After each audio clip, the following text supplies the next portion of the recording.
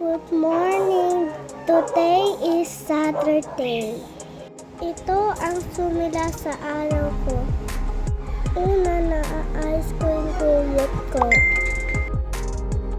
And then, napababa ko dahan-dahan. At nagtutubrush ako maayos. Pagkatapos, breakfast kami ni ate sa aming kusina.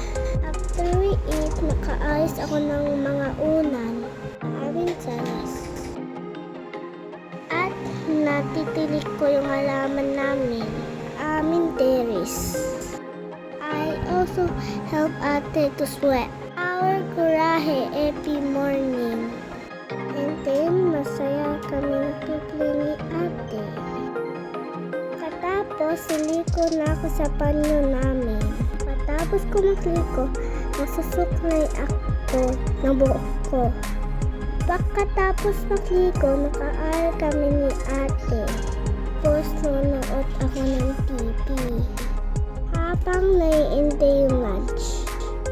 Lunchtime na, papers. And now, it's 3 o'clock. It's 7 time. 7 p.m. na po. Kain na po.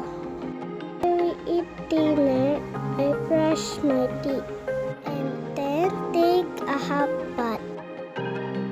This time, I am wearing pajamas and fixing myself.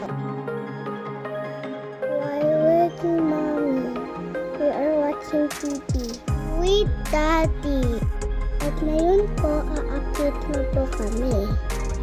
Siyempre, pray muna pa ako magtulog.